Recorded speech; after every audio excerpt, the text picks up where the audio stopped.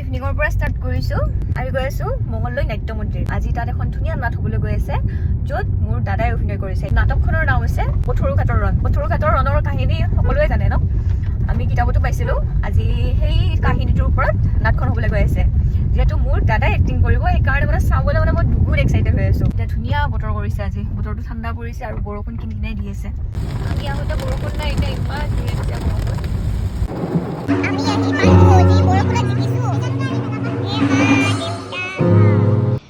Ticket পাই গ'লোঁ আমি, আৰু এয়া বহু অপেক্ষাৰ অন্তত নাটক ষ্টাৰ্ট হৈ গ'ল। এয়া ফাৰ্ষ্ট চিনতেই মোৰ দাদা ওলাইছে, তাৰ হাতত কোদাল লৈ, বাহ ল'ৰা।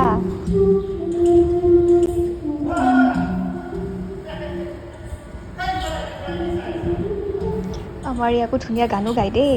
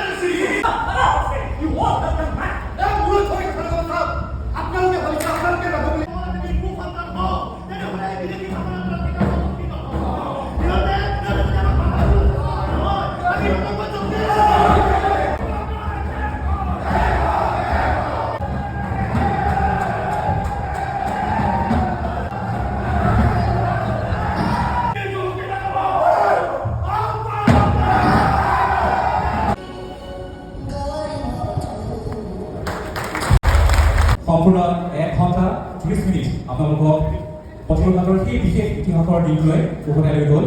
আমি শিৱৰিত হ'লোঁ।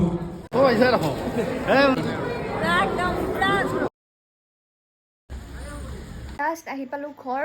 নাটকখন যে চাই খুব ভাল লাগিলে, মই লাষ্টত কান্দিছোঁ। মানে লাষ্টৰ চিনটো খুব মানে বেয়া লগা আছিলে। তাকে বহুত ধুনীয়া নাটক এখন চালোঁ। এক্টিং যে মজা হৈছে, সকলোৰে খুব ধুনীয়া হৈছে। দাদাৰ এক্টিংটো ক'বই নালাগে, এক্টিং খুব ভাল হৈছে তাৰ। আৰু ভিডিঅ'টো আজি নাটকখনৰ কাৰণেই বনাইছিলোঁ। বাই, গুড নাইট।